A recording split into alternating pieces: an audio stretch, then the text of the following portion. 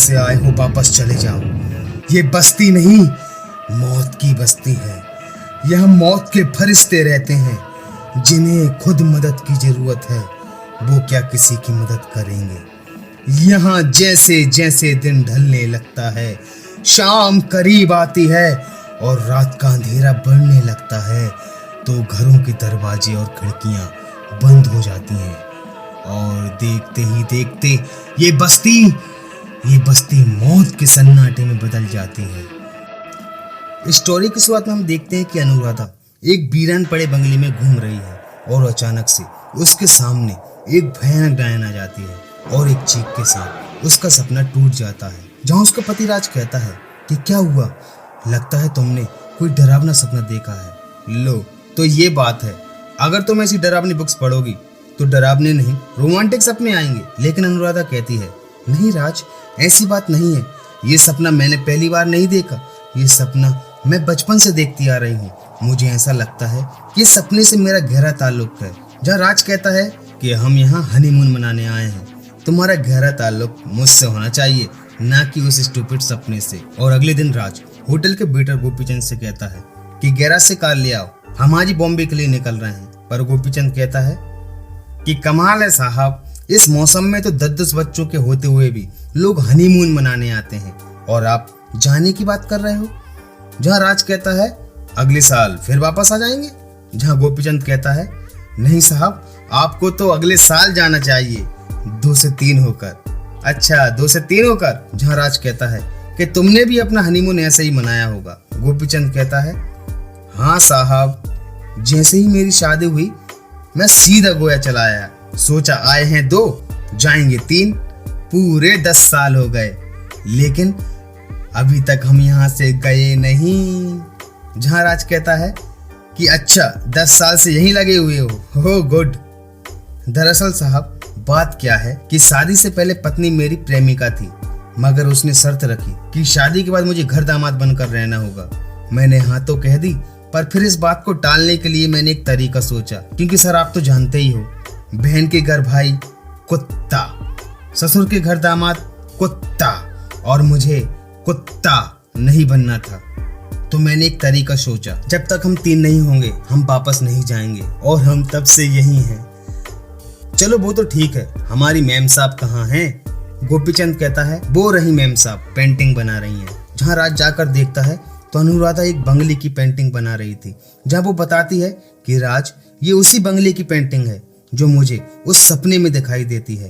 वो परिंदे की मूर्ति और वो बूढ़ी औरत जिसका भयानक चेहरा देखकर मैं डर जाती हूँ। जिसके बाद वो बॉम्बे के लिए रवाना हो जाते हैं। पर रात काफी ज्यादा हो चुकी थी और उस घने कोहरे में वो अपना रास्ता भटक जाते हैं। जहाँ वो एक पुलिस इंस्पेक्टर से पूछते हैं कि मेन हाईवे का रास्ता कहाँ है। जहाँ वो उन्हें रास्ता बता देता है, पर वो कहता है कि इस जगह पर कुछ अजीबोगरीब हादसे हो रहे हैं, इसलिए मुझे इस घने कोहरे में भी अपनी ड्यूटी करनी पड़ रही है।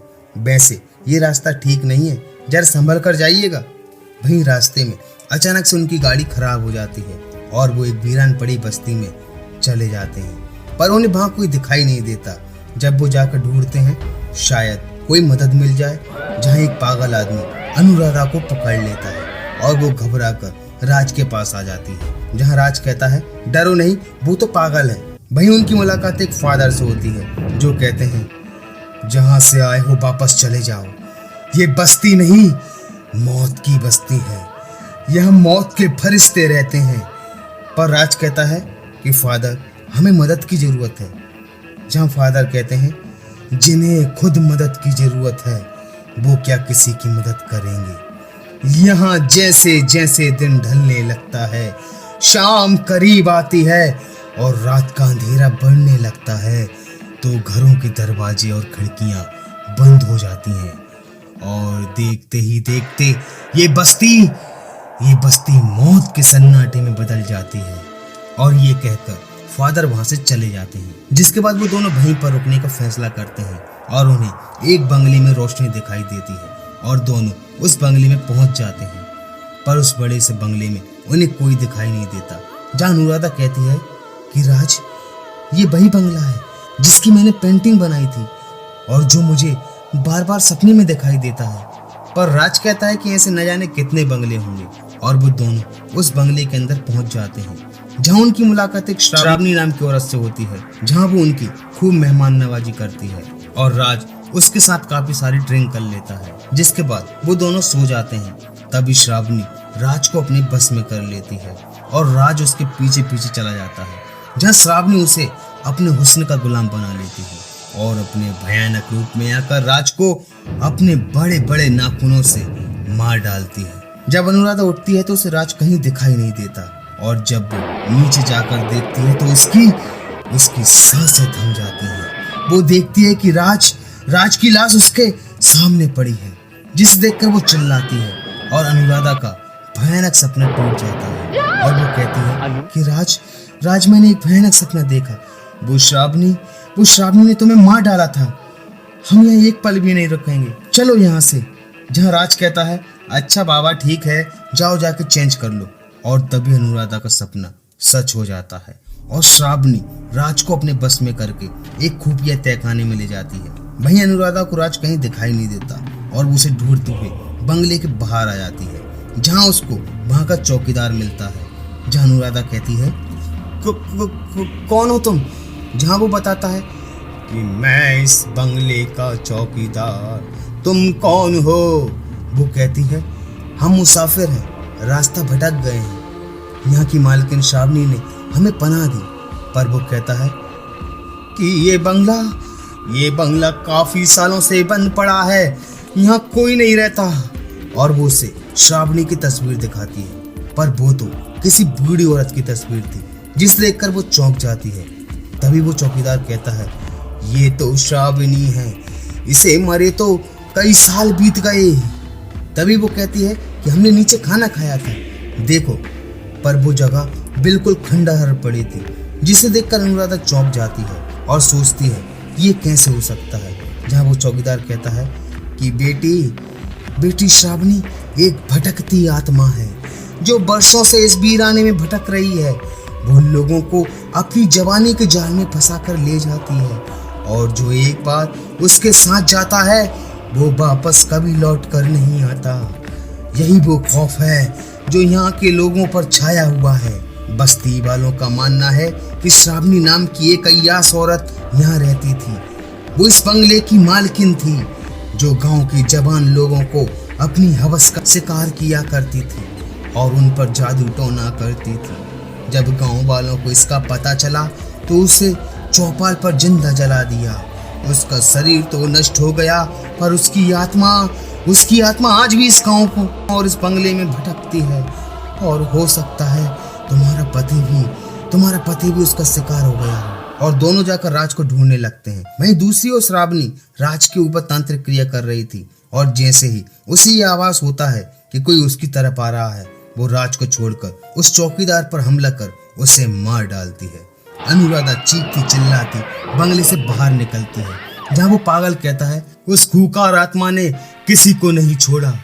खून में लथपथ लाशों को देखते देखते मैं पागल हो गया। तू भी पागल हो जाएगी मेरी तरह।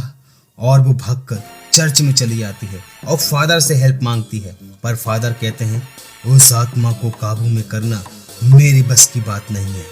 जिसके बाद वो पुलिस को फोन लगाकर वहां बुलाती है और उस आत्मा के बारे में बताती है। जब इंस्पेक्टर वहां पहुंचता है तो अनुराधा उसे उस बंगले में ले जाती है, जहां वो कहती है मैं अनुराधा नहीं, श्रावणी हूँ।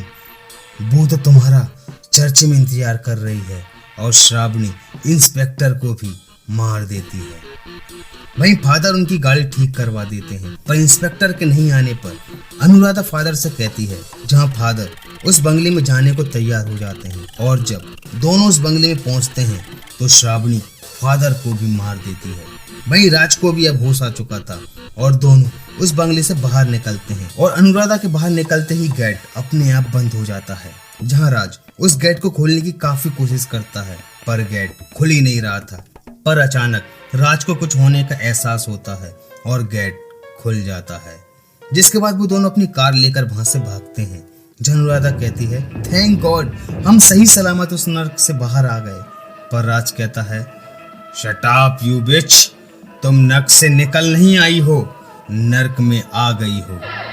और अनुराधा की चीख और राज की डरावनी हंसी के साथ इस एपिसोड का दी एंड हो जाता है। तो दोस्तों, आपको ये स्टोरी कैसी लगी मुझे लाइक और कमेंट्स करके जरूर बताना।